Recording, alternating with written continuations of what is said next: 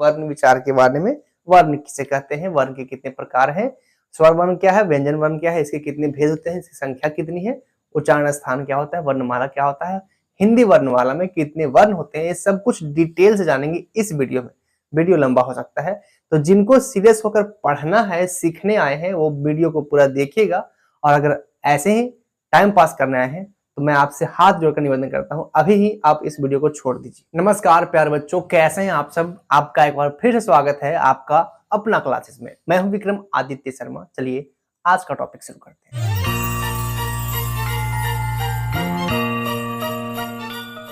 तो चलिए टॉपिक पे वापस आते हैं और हम सबसे पहले बात करते हैं वर्ण किसे कहते हैं। तो वर्ण का परिभाषा दूं मैं, वर्ण किसे कहते हैं इसके पहले हम समझ लेते हैं। वर्ण किसे कहते हैं हमें समझना चाहिए। वर्ण क्या है, देखिए जब भी हम कोई बात बोलते हैं, कोई कोई शब्द बोलते हैं या कोई अक्षर बोलते हैं, तो सबसे छोटा जो जो भी हम बोलते हैं उसका सबसे छोटा जो इकाई होता है, जो यूनिट होता है, उसी को कहते हैं वर्ण। जो सबसे छोटा टुकड़ा होता है उसी को कहते हैं वर्ण, जिसको और छोटा नहीं किया जा सकता है। इसी को अगर हम सटीक परिभाषा के रूप में बताएंगे तो ऐसे बोलेंगे कि वर्ण उस मूल ध्वनि को कहते हैं जिसका और खंड या टुकड़ा नहीं किया जा सकता है।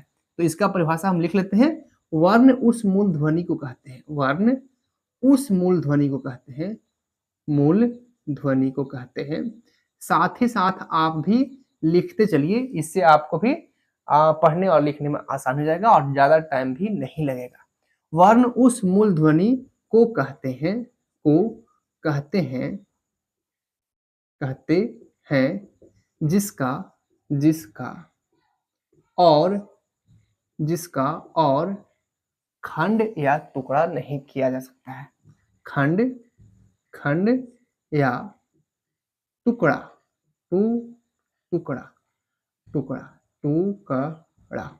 जिसका और खंड या टुकड़ा नहीं किया जा सकता है, नहीं किया जा सकता है, नहीं किया जा सकता है। ये है परिभाषा वर्ण का। वर्ण उस मूल ध्वनि को कहते हैं जिसका और खंड या टुकड़ा नहीं किया जा सकता है, मतलब और नहीं तोड़ सकते हैं। ठीक है, जैसे हम बात कर लेते हैं, जैसे क्या हो जाएगा, जैसे हो जाएगा आ एक ऐसा वर्ण है जिसको और हम तोड़ नहीं सकते हैं, इसको और दो भाग में, तीन भाग में नहीं बांट सकते। उसी प्रकार से हम बात करते हैं आ, ई, हलंत का, हलंत खा, हलंत चा। ये जो हलंत हमने लगाया है, हलंत का मतलब है कि यह आधा है और आधा है ऑलरेडी, इसको हम और तोड़ नहीं सकते हैं, तो यह है वर्ण, इत्यादि इत्यादि।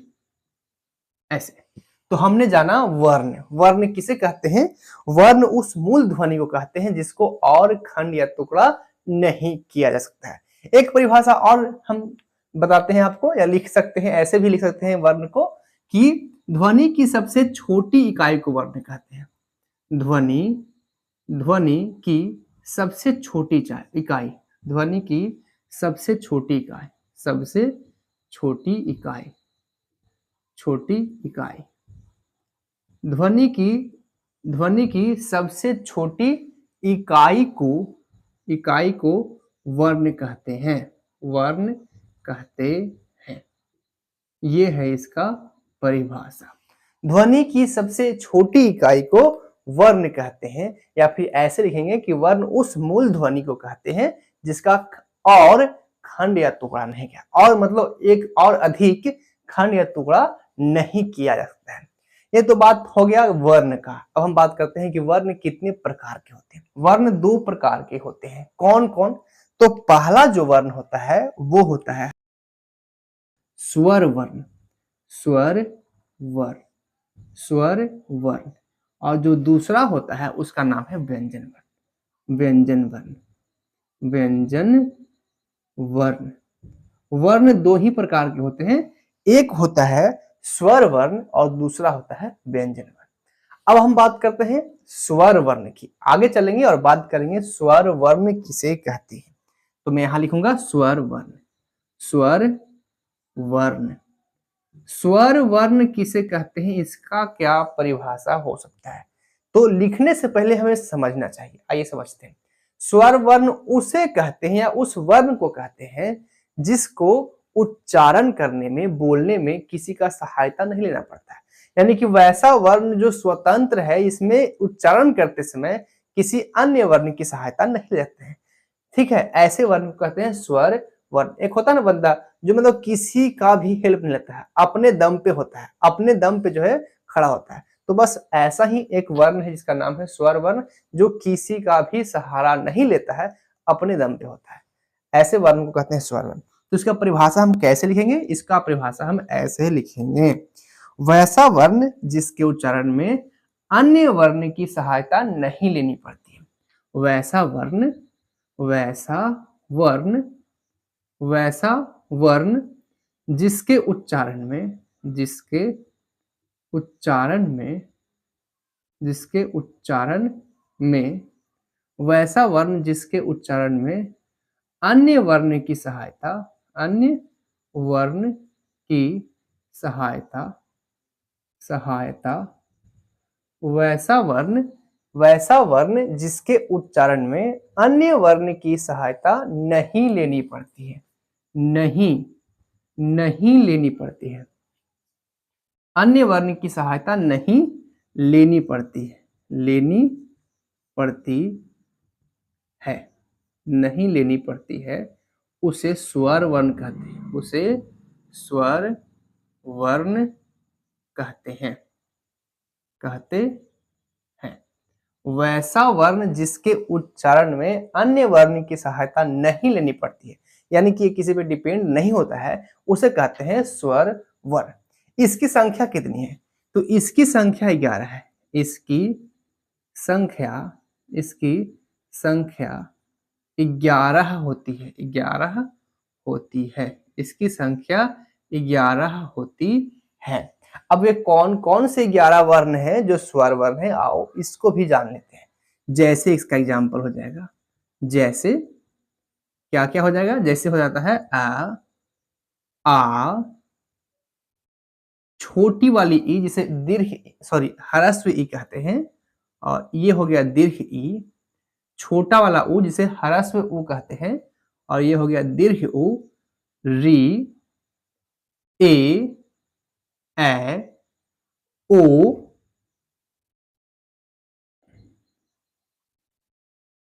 ओ, और औ, और औ।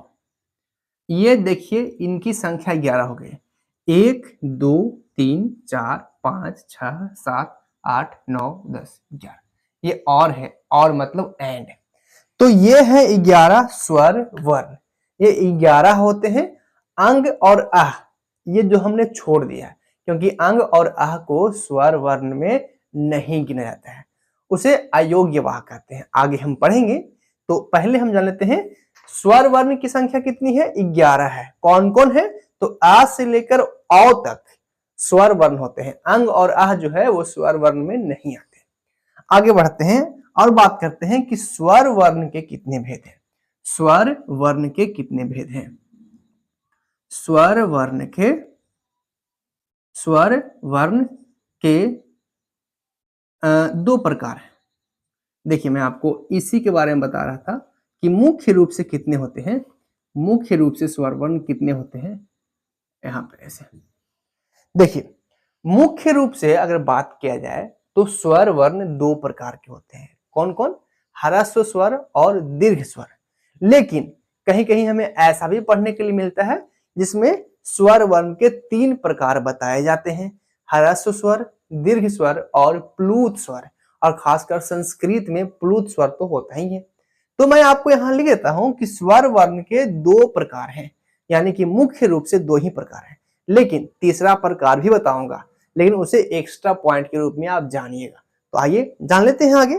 तो यहां लिखता हूं मैं स्वर वर्ण के 2 प्रकार हैं, 2 प्रकार हैं, या कह सकते हैं कि 2 भेद हैं। कौन कौन 2 प्रकार हैं? कौन कौन? पहला होता है ह्रस्व स्वर, ह्रस्व स्वर, और दूसरा होता है दीर्घ स्वर, दूसरा होता है दीर्घ स्वर।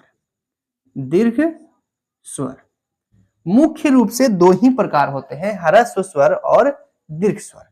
और ऐसे टोटल कितने होते हैं? तो 3 होते हैं। तो मैंने नाम केवल दिया है 2 प्रकार के होते हैं, लेकिन बताऊंगा आपको तीनों। तो आइए जान लेते हैं। सबसे पहला स्वर जिसका नाम है ह्रस्व स्वर। ह्रस्व स्वर किसे कहते हैं आइए समझते हैं। तो हेडिंग देता हूं यहाँ पे, ऐसे पॉइंट बनेगा हमारा ह्रस्व स्वर। ह्रस्व स्वर वर्ण। ह्रस्व स्वर वर्ण किसे कहते हैं, इसका परिभाषा क्या होता है, आओ पहले समझते हैं उसके बाद लिखेंगे।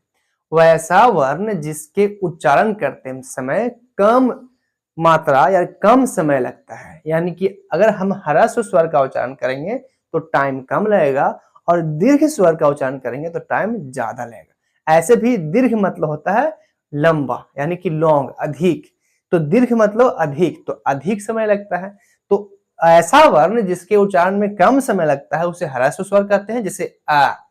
वैसा वर्ण जिसके उच्चारण में अधिक समय लगता है उसे दीर्घ स्वर कहते हैं, जैसे आ बोलते हैं आ बोलते हैं आ ई उ ऊ।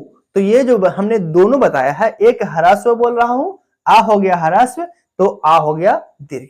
हर्ष ई या छोटी ई जो हो वो है ह्रस्व, तो बड़ी ई जो है वो दीर्घ ई हो गया। तो इस प्रकार से हमने आपको बताया, समझाया। अब हम इसका परिभाषा लिख लेते हैं। तो ह्रस्व स्वर वर्ण किसे कहते हैं, इसका परिभाषा हमें इस प्रकार से, वैसा स्वर वर्ण। वैसा स्वर वर्ण, स्वर वर्ण। वैसा स्वर वर्ण जिसके उच्चारण में, जिसके उच्चारण में, जिसके उच्चारण में, उच्चारण में कम, या फिर कह सकते हैं कि एक मात्रा का समय लगता है, समय। वैसा स्वर वर्ण जिसके उच्चारण में कम या एक मात्रा का समय लगता है, लगता है, लगता है, उसे ह्रस्व स्वर वर्ण कहते हैं। ह्रस्व स्वर वर्ण कहते हैं, कहते हैं। इस प्रकार से हमने इसका परिभाषा दिया। वैसा स्वर वर्ण जिसके उच्चारण में कम या एक मात्रा का समय लगता है उसे ह्रस्व स्वर वर्ण कहते हैं। इसकी संख्या कितनी है? इसकी संख्या 4 है। इसकी संख्या 4 है। कितनी है? इसकी संख्या 4 है। कौन कौन, आइए जान लेते हैं कौन कौन है। जैसे जैसे इसकी संख्या कौन कौन है, आ होता है इसका, छोटा वाला ई होता है, छोटा वाला ऊ होता है, और री होता है। तो इसकी संख्या 4 है। कौन कौन 4 है? तो आ, ई, ऊ और री। ह्रस्व स्वर वर्ण जिसके उच्चारण में कम समय लगता है। अब जान लेते हैं दीर्घ स्वर वर्ण। यहां मैं लिखता हूं दीर्घ स्वर वर्ण। दीर्घ स्वर वर्ण, दीर्घ स्वर वर्ण।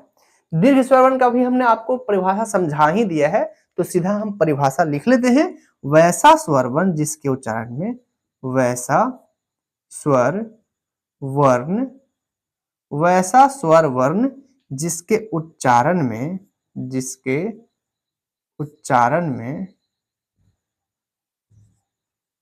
उच्चारण में, वैसा स्वर वर्ण जिसके उच्चारण में अधिक, क्या बोलेंगे हम, अधिक या फिर 2 मात्रा का समय लगता है, 2 मात्रा का समय लगता है, समय लगता है, 2 मात्रा का समय लगता है, उसे दीर्घ स्वर वर्ण कहते हैं। उसे दीर्घ स्वर वर्ण कहते हैं, कहते हैं।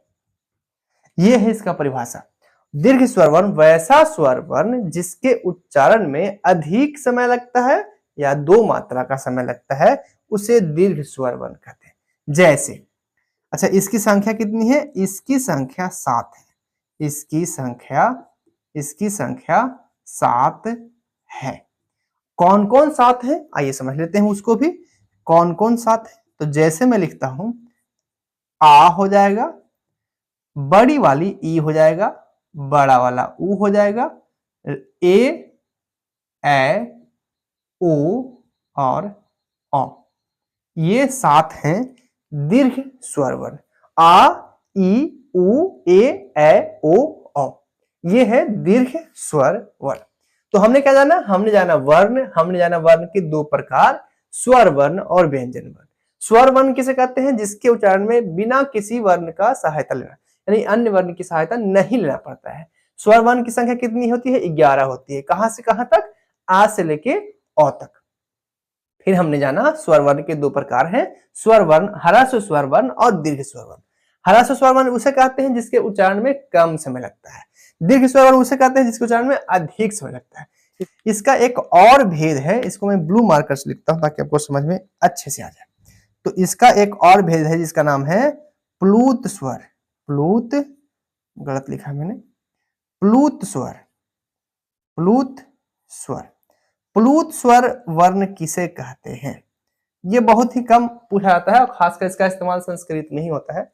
तो जिसके उच्चारण में, जिसके उच्चारण में 3 मात्रा का समय लगता है, 3 मात्रा का समय लगता है, समय लगता है। मैंने शॉर्टकट में ही लिखा है तो आप समझिएगा।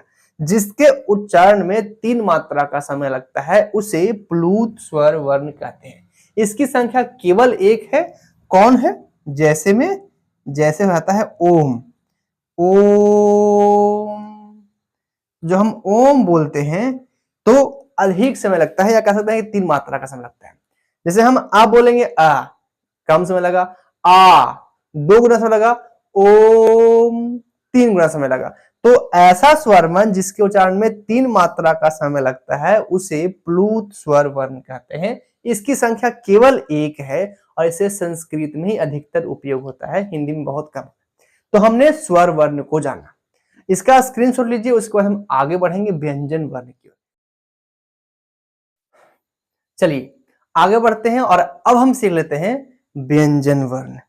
व्यंजन वर्ण किसे कहते हैं, तो मैं यहां हेडिंग देता हूं व्यंजन वर्ण।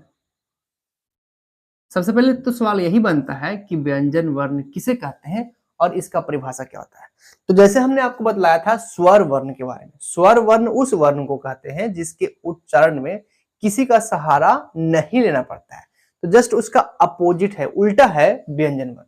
यानी कि व्यंजन वर्ण का उच्चारण करने में स्वर वर्ण का सहायता लेना पड़ता है। यानी कि ऐसा होता ना है जो एक दूसरे के बिना, यानी कि जो हमेशा किसी न किसी पर डिपेंड होता है, खुद से कभी कुछ नहीं करता है। तो बस ऐसा ही है व्यंजन वर्ण, जो खुद से कुछ नहीं करता है, यानी कि इसका उच्चारण करने में हमें स्वर वर्ण की सहायता लेनी ही पड़ती है। तो ऐसे वर्ण को कहते हैं व्यंजन वर्ण, जो दूसरे वर्ण पर डिपेंड होता है। तो परिभाषा रूप में हम कैसे लिखेंगे, लिखेंगे वैसा वर्ण जिसके उच्चारण में स्वर वर्ण की सहायता लेनी पड़ती है उसे व्यंजन वर्ण कहते हैं। चलिए लिखते हैं, लिखता हूं मैं परिभाषा। वैसा वर्ण जिसके उच्चारण में वैसा वर्ण जिसके उच्चारण में स्वर वर्ण की सहायता लेनी पड़ती है, जिसके उच्चारण में स्वर वर्ण की सहायता लेनी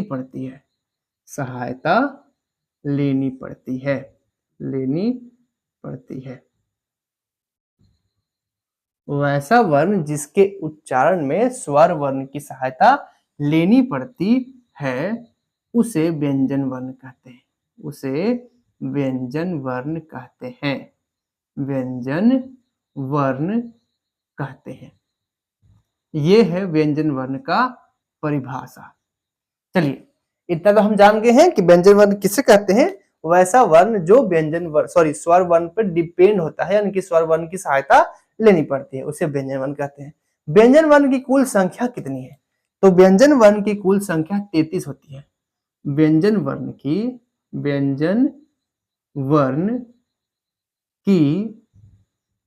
कुल संख्या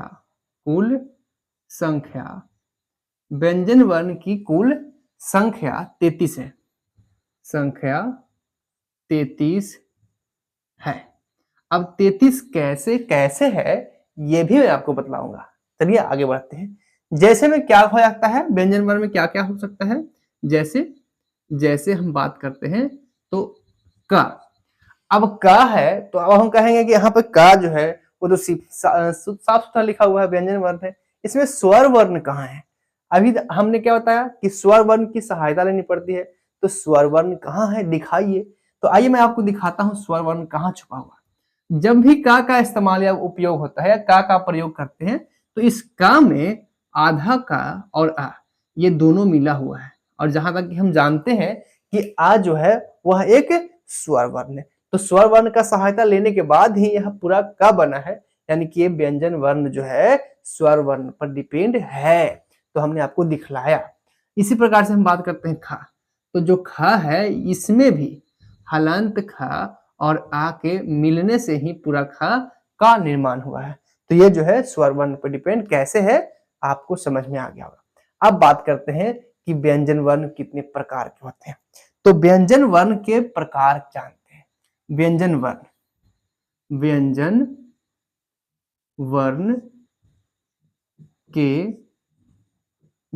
वर्ण के मुख्य, देखिए मैं थोड़ा आपको समझा दूं उसके बाद ही लिखूंगा। व्यंजन वर्ण के मुख्य कितने प्रकार हैं और टोटल कितने हैं? तो अगर बात किया जाए मुख्य यानी इंपॉर्टेंट की, तो मुख्य रूप से 3 ही प्रकार होते हैं। स्पर्श व्यंजन वर्ण, ऊष्म व्यंजन वर्ण और अंतस्थ व्यंजन वर्ण। ये 3 प्रकार जो है वो मुख्य है, इंपॉर्टेंट है। बाकी इसके 2 प्रकार और हैं जिसे मुख्य यानी इंपॉर्टेंट में नहीं लिया जाता है, ये कुल में आते हैं। यानी कि अगर पूछा जाए व्यंजन वर्ण के कुल कितने प्रकार होते हैं तो 5। व्यंजन वर्ण के मुख्य कितने प्रकार होते हैं? 3। तो मैं आपको दोनों बतला रहा हूं, समझिएगा ध्यान से। ठीक है, कंफ्यूजन कुछ भी नहीं है, ध्यान से समझिएगा, आपको सब कुछ समझ में आएगा। तो व्यंजन वर्ण के मुख्य 3 प्रकार होते हैं। मुख्य 3 प्रकार होते हैं। मुख्य 3 प्रकार होते हैं। कौन कौन? ठीक है, कौन कौन? तो पहला होता है स्पर्श व्यंजन वर्ण। स्पर्श व्यंजन वर्ण, मुझे लगता है यहाँ पर अटेगा नहीं, तो इससे अच्छा है कि मैं सीधे आपको नाम बतलाऊं और उसका परिभाषा भी बतलाऊं। तो सबसे पहला जो होता है वो होता है स्पर्श व्यंजन वर्ण। स्पर्श व्यंजन वर्ण। स्पर्श व्यंजन वर्ण ये है पहला प्रकार। अब बात करते हैं कि स्पर्श व्यंजन वर्ण किसे कहते हैं। देखिए इसके नाम में ही अर्थ छुपा है, हमको रटना नहीं है, कुछ भी रटने की चीज नहीं है। स्पर्श मतलब क्या होता है? छूना। लग गए 440 वोल्ट छूने से तेरी। तो ये छूने वाला यानी कि ये स्पर्श करने वाला वर्ण है। तो वैसा व्यंजन वर्ण जिसका उच्चारण ही मुख के विभिन्न भाग के स्पर्श से होता है। स्पर्श मतलब टच होने से, छूने से होता है। तो इसी को हम कहते हैं स्पर्श व्यंजन वर्ण। तो इसके नाम में ही इसका अर्थ छुपा है, इसको हमेशा समझने की कोशिश कीजिएगा। मैंने क्या परिभाषा बोला? वैसा व्यंजन वर्ण जिसका उच्चारण मुख के विभिन्न भागों के स्पर्श से होता है। अब मुख के विभिन्न भाग कौन कौन है? कंठ है, तालु है, मूर्धा है, दंत है, ओष्ठ है, नासिक है। तो ये सब हमारे मुख के भाग हैं, उच्चारण स्थान है। हम पढ़ाएंगे आपको उच्चारण स्थान आगे। तो ये उच्चारण स्थान है जिसका आपस में स्पर्श होने से इन वर्णों का उच्चारण होता है, इसीलिए इसे स्पर्श व्यंजन वर्ण कहते हैं। तो एक सटीक अच्छा सा सुंदर सा परिभाषा लिख ही लेते हैं। तो आइए मैं परिभाषा लिखता हूं स्पर्श व्यंजन वर्ण का। वैसा व्यंजन वर्ण वैसा व्यंजन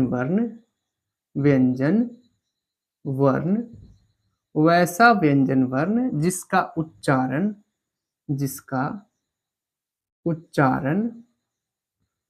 उच्चारण मुख के विभिन्न भागों के विभिन्न भागों के विभिन्न भागों वैसा व्यंजन वर्ण जिसका उच्चारण मुख के विभिन्न भागों के स्पर्श से होता है। भागों के विभिन्न भागों के स्पर्श से होता है। स्पर्श से होता है वैसा व्यंजन वर्ण जिसका उच्चारण मुख के विभिन्न भागों के स्पर्श से होता है उसे स्पर्श व्यंजन वर्ण कहते हैं। उसे स्पर्श व्यंजन वर्ण कहते हैं। तो ये है इसका परिभाषा। अब बात करते हैं कि स्पर्श व्यंजन वर्ण कितने प्रकार के होते हैं। तो स्पर्श व्यंजन वर्ण 25 होते हैं। स्पर्श, मैं सीधा लिखता हूं, इसकी संख्या 25 है। इसकी संख्या 25 है। ये हुआ बात। अब कौन कौन से हैं? तो कौन कौन से हैं ये भी मैं आपको बतलाता हूं। जैसे पहला है क वर्ग। अब क वर्ग मतलब क्या होता है? क वर्ग मतलब होता है क से लेके अंग तक। क, ख, ग, घ और अंग, ऐसे। अगर मैं आपसे कहूं कि क्या आपको क ख ग घ आता है, तो आप पूछेंगे या कहेंगे कि ये कैसा फालतू सवाल पूछ रहे हैं सर। लेकिन मैं आपको सच बताऊं तो क ख ग घ आप पढ़ते होंगे अड़ा। क ख ग घ अड़ा, लेकिन अड़ा नहीं अंगा होता है।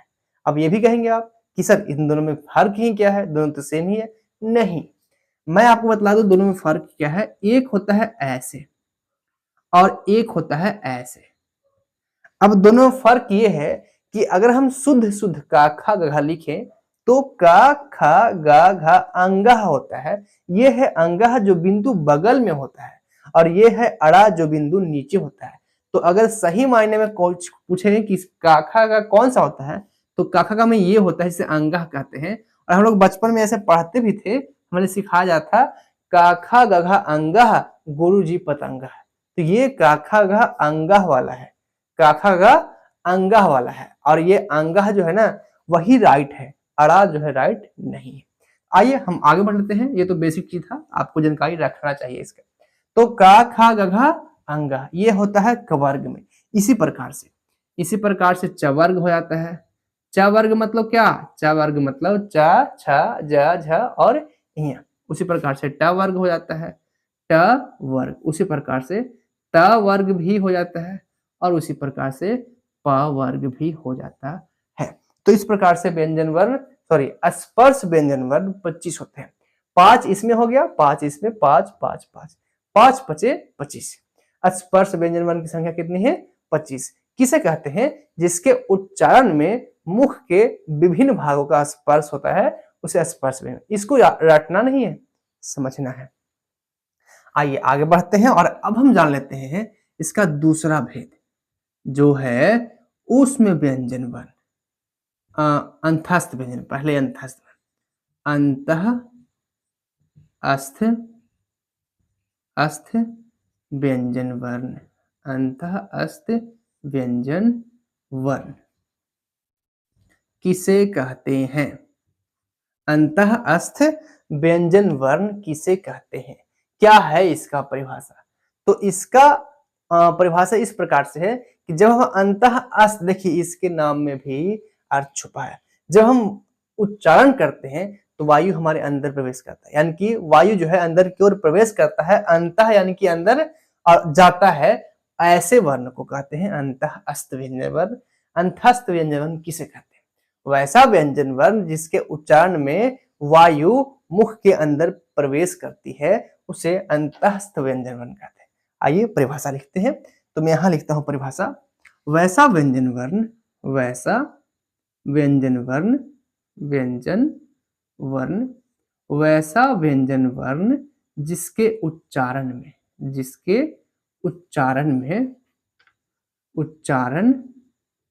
में वैसा व्यंजन वर्ण जिसके उच्चारण में वायु मुख के अंदर प्रवेश करती है।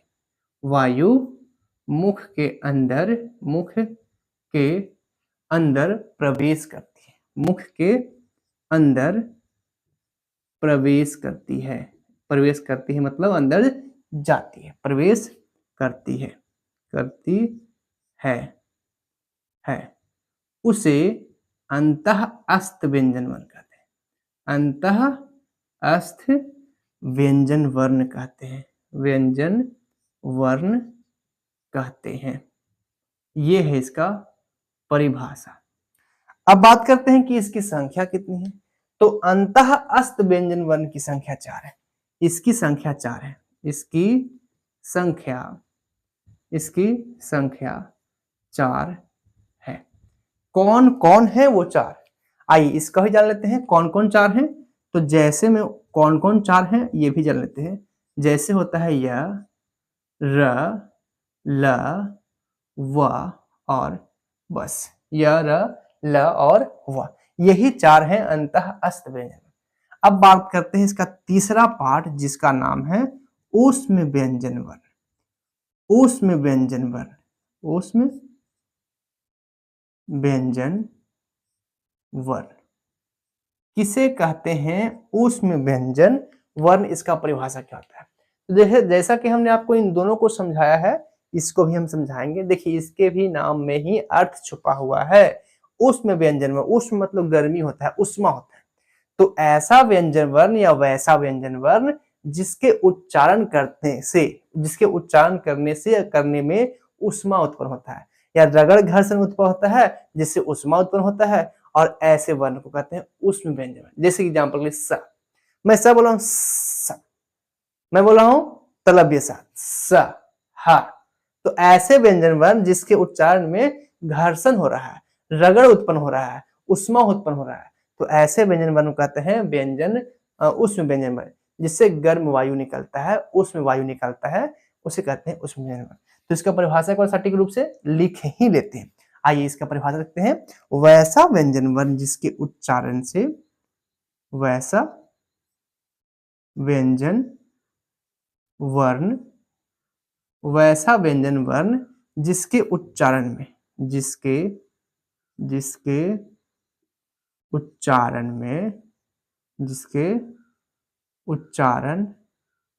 में रगड़ या घर्षण होता है। रगड़ या घर्षण से गर्म, जिसके उच्चारण में रगड़ या घर्षण से गर्म वायु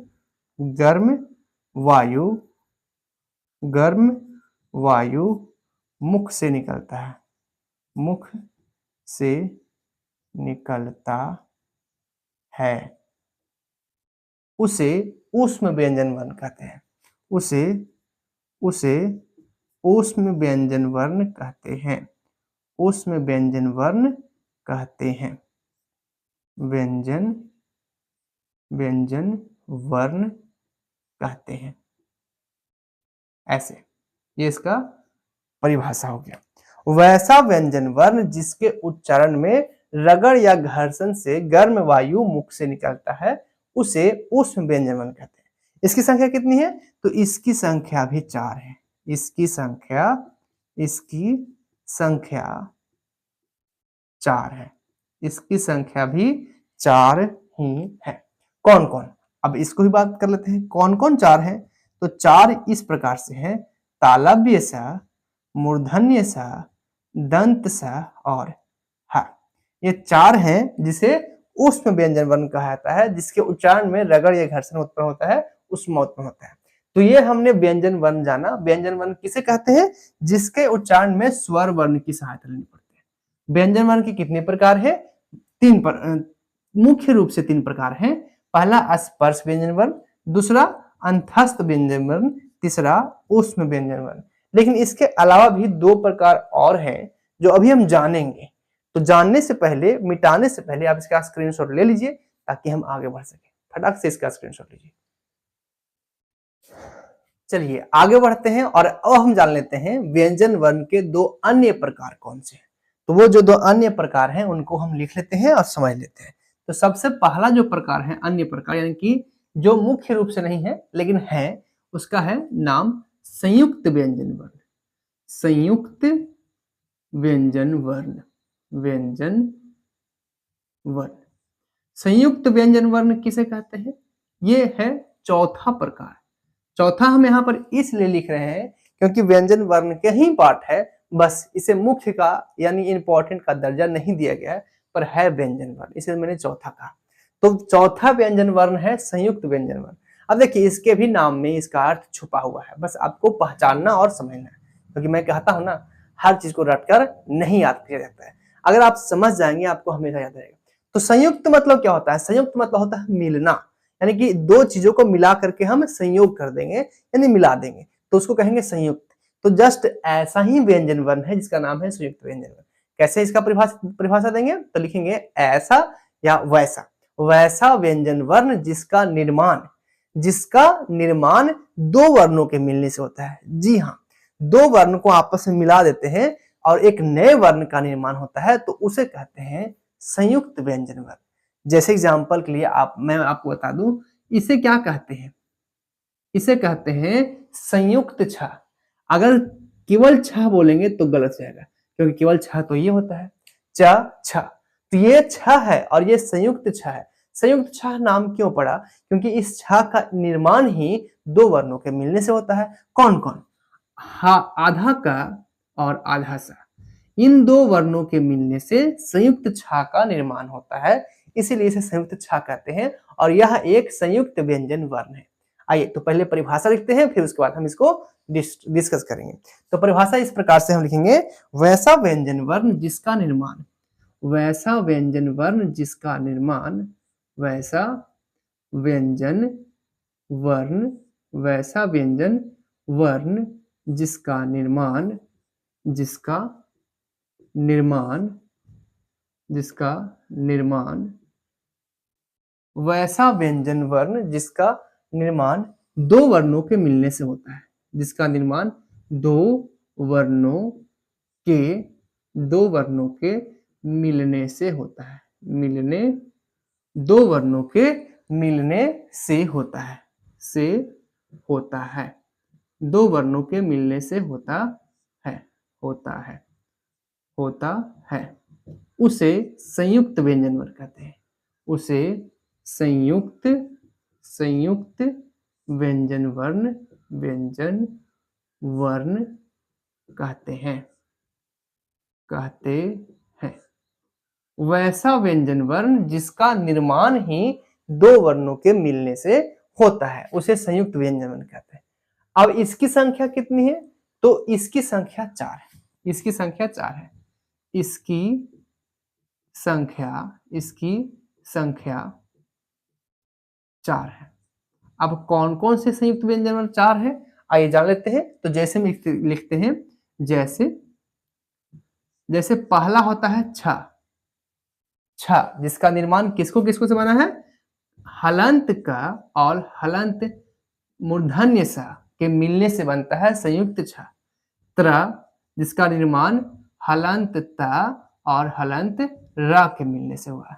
ज्ञ, जिसका निर्माण ज, हलंत ज और हलंत ञ के मिलने से हुआ। और एक और है जिसका नाम है स्र, जिसका निर्माण तलव्य सा, हलंत तलव्य सा और र, हलंत र, इस प्रकार से इसका निर्माण हुआ है स्र। तो ये है संयुक्त व्यंजन वर्ण जिसका निर्माण ही दो वर्णों के मिलने से होता है। एक और व्यंजन वर्ण है जिसका नाम है द्विगुण व्यंजन वर्ण। आइए इसको भी जान लेते हैं और समझ लेते हैं। तो लिखता हूं मैं नेक्स्ट 5वां नंबर, द्विगुण व्यंजन वर्ण। द्विगुण व्यंजन वर्ण, द्विगुण व्यंजन वर्ण किसे कहते हैं? तो मैं समझाता हूं पहले। देखिए, वैसा वर्ण या वैसा व्यंजन वर्ण जिसका इस्तेमाल ही दो गुणों को रिप्रेजेंट करने के लिए होता है, यानी कि ऐसा ये जो वर्ण है वो क्या, एक तो ये परिभाषा आता है कि इसका इस्तेमाल ही दो तरीके से होता है, या कि दो गुणों को रिप्रेजेंट करता है, और दूसरा इसका परिभाषा ऐसे होता है जिसका इस्तेमाल शब्दों के बीच में होता है। आगे या पीछे नहीं, शब्दों के बीच में। तो इसी को हम लिखेंगे और समझाएंगे। जैसे कि हम बात करते हैं पढ़ाई, पढ़ाई। अब यहाँ पर जो हम देख रहे हैं पढ़ाई में ये ढा है जिसके नीचे एक बिंदु भी लगा हुआ है, इसके नीचे एक बिंदु है, ये शब्दों के बीच में आया है, शब्द के बीच में, अकेले जो है नहीं आता है या शुरू में नहीं आता है। तो ऐसे व्यंजन वर्ण को कहते हैं द्विगुण व्यंजन वर्ण। आइए पहले परिभाषा लिखते हैं इसका। वैसा व्यंजन वर्ण, वैसा व्यंजन वर्ण, वैसा व्यंजन वर्ण, व्यंजन वर्ण जिसका, वैसा व्यंजन वर्ण जिसका उपयोग, जिसका उपयोग शब्दों के बीच में होता है, शब्दों के बीच में होता है, बीच में होता है। वैसा व्यंजन वर्ण जिसका उपयोग शब्दों के बीच में होता है, बीच में होता है उसे द्विगुण व्यंजन वर्ण कहते हैं। द्विगुण व्यंजन वर्ण, व्यंजन वर्ण कहते हैं, ये इसका परिभाषा हुआ। जैसे एग्जांपल, अच्छा इसकी संख्या कितनी है? इसकी संख्या 2 ही है, इसकी संख्या 2 है। कौन कौन से 2 है? आइए जैसे देख लेते हैं इसकी संख्या 2 कौन कौन से है। जैसे हो जाता है, एक होता है अड़ा, क्या हमने बताया था आपको? एक बताया था हमने अंगह और एक बताया था अड़ा, तो ये अड़ा हो जाता है। और एक होता है ढ जिसके नीचे एक बिंदु लगा हुआ होता है। अब इस दोनों का इस्तेमाल शब्द के बीच में होता है। जैसे पढ़ाई, पढ़ाई अगर हम बोलें तो यहाँ पे शब्द के बीच में ढ आया।